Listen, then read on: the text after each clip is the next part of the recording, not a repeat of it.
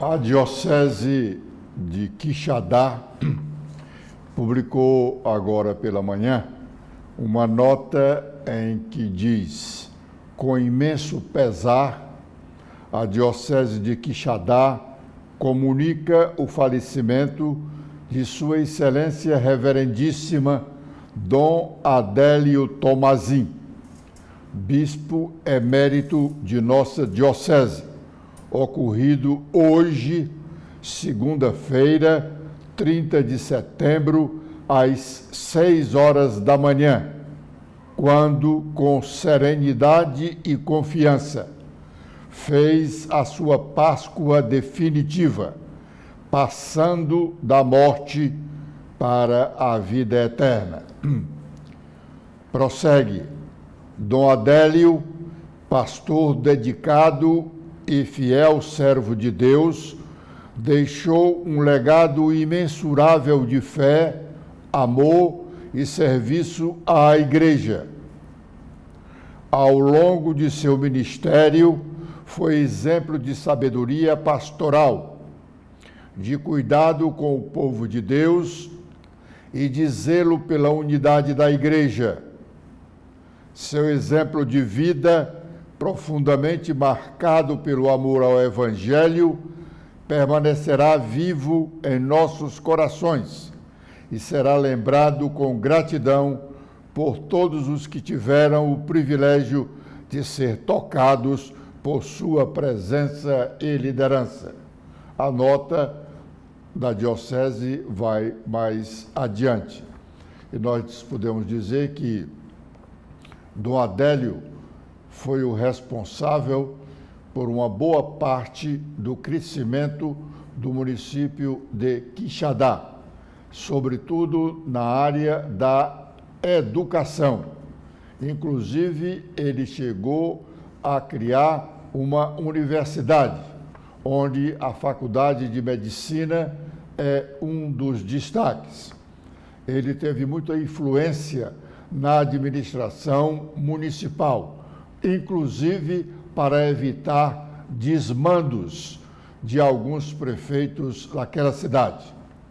Quixadá fica mais pobre com a morte de Dom Adélio Tomazin. Estamos na última semana de campanha eleitoral para a eleição de prefeitos em todos os municípios brasileiros. Em Fortaleza, vamos ter nestes próximos dias, até domingo, uma derramada de dinheiro da parte das campanhas dos candidatos André Fernandes, Evandro Leitão, Capitão Wagner e José Sá. Todos os quatro estão admitindo que poderão chegar ao segundo turno da disputa. As pesquisas da última semana, de fato, não dá segurança para nenhum dos candidatos. E os volumes de campanha desta semana têm o poder de alterar o quadro. Ademais, o último debate entre os principais candidatos no sábado passado, encerrando, ou melhor, na última semana da propaganda eleitoral, porque o último debate será na próxima sexta-feira na televisão Verdes Mares. Esse debate da próxima sexta-feira tem condições de também alterar o quadro que aí está. Com o derrame de dinheiro, o volume de campanha dos candidatos, aí é que o resultado do primeiro turno, no dia 6 de outubro, vai ficar imprevisível. Apenas 2 candidatos, os mais votados para a Prefeitura de Fortaleza, disputarão o segundo turno, cuja votação acontecerá no dia 27 de outubro, o último domingo deste mês. A propósito de debate, no último sábado, o encontro dos candidatos na TV Cidade provavelmente registrou desgaste para o candidato André Fernandes, com a denúncia de nepotismo cruzado. Nepotismo cruzado é aquele que um detentor de mandato emprega afilhado de um seu correligionário, também detentor de mandato, e este seu amigo emprega os seus afilhados. Também pode ser um deputado estadual, dá emprego a um filho de um integrante da magistratura. É um nepotismo cruzado. E o deputado federal André Fernandes foi pego de calças curtas quando o candidato, o capitão Wagner, fez a pergunta se ele conhecia uma determinada senhora. Ele ficou sem jeito. E o capitão Wagner foi e disse: pois essa senhora é a mulher do vereador inspetor Alberto, seu correligionário.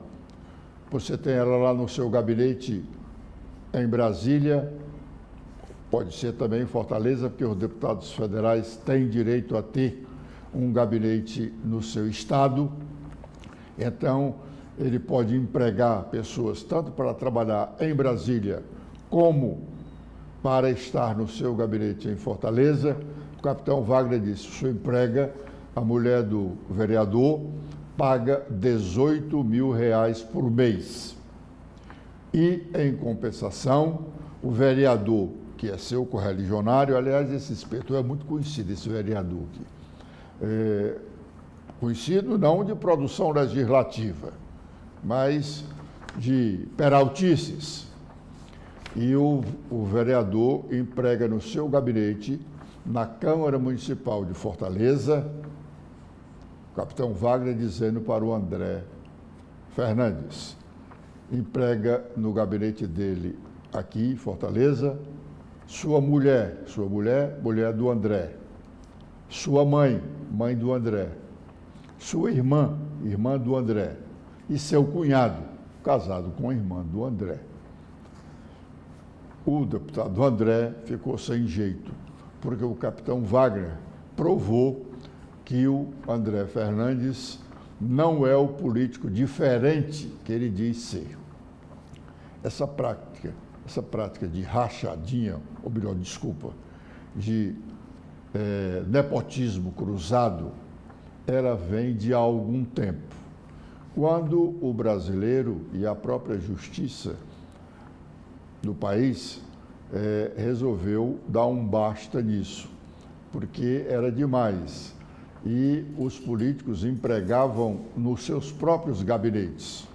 Então, veio essa proibição desse nepotismo.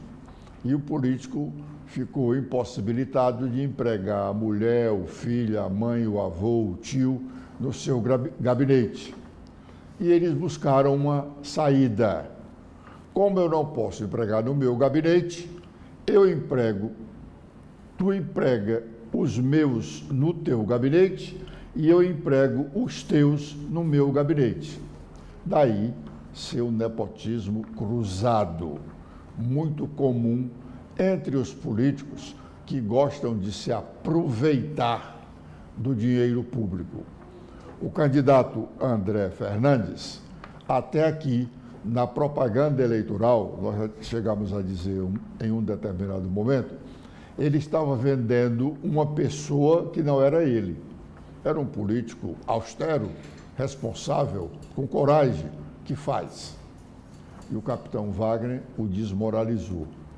Ele faz o mesmo que os maus políticos fazem, se aproveitar do dinheiro público. Não sei se ele terá tempo nesta última semana, de convencer o seu eleitorado que ele não é igual a esses maus políticos que o capitão Wagner provou que o é. Além do André Fernandes, também nesse debate de sábado na TV Cidade, foram levados ao constrangimento os candidatos Evandro Leitão e José Sarto. Não pelas mesmas razões, mas por outras questões políticas. Sarto, por exemplo, foi acusado de ter criado a taxa do lixo e revidou dizendo que Evandro, nas caladas da noite, para dizer muito rapidamente, foi responsável por um aumento de ICMS no estado do Ceará, proposta do governador Elmano. E então esse ICMS foi aumentado em 2%. Sarto disse que isso implica em aumento das coisas mais simples usadas pelas pessoas mais pobres, querendo dizer que a taxa do lixo os mais pobres em Fortaleza não pagam. E o ICMS, o pobre paga a partir do aumento do botijão de gás.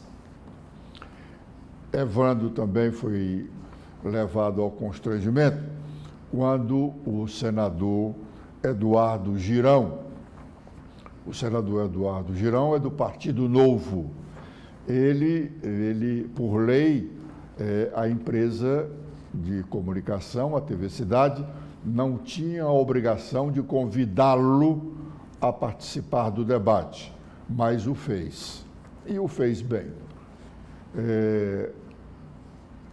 Aliás, o senador havia sofrido um constrangimento no debate anterior na TV Otimista, quando uma decisão esdrúxula de um integrante do Tribunal Regional Eleitoral mandou retirá-lo do meio do debate. Uma situação inédita, talvez, na Justiça Eleitoral brasileira. Pois bem, o senador Eduardo Girão levou Evandro Leitão ao constrangimento ao falar sobre a presidência de Evandro Leitão no Ceará Sporting Clube. Aliás, Evandro sofre algum desgaste de parte da torcida do Ceará por conta da sua administração como presidente do clube. E o Eduardo Girão fez questão de levar essa situação, dizendo que o Evandro era um inimigo do Fortaleza Esporte Clube.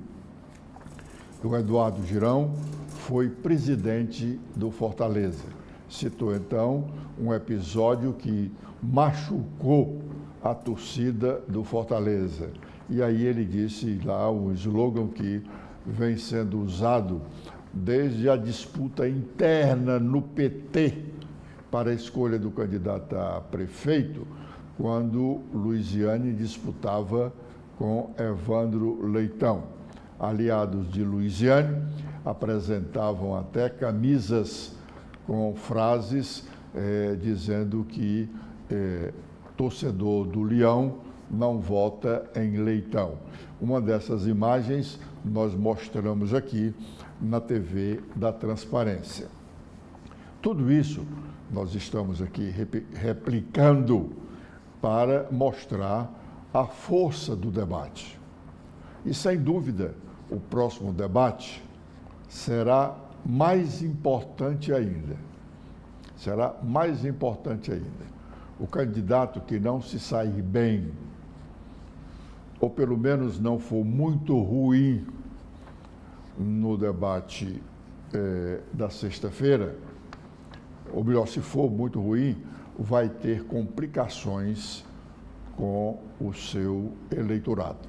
Pode perder votos, porque o debate sexta-feira é o último dia que a legislação eleitoral permite que rádio e televisão faça propaganda eleitoral. Embora o debate não seja um espaço de propaganda eleitoral, as estações não fazem isso, não promovem os debates para que os candidatos façam suas campanhas, mas para que os eleitores possam tirar algum proveito da discussão entre esses candidatos, sobretudo em relação às suas propostas de administração. Portanto, sexta-feira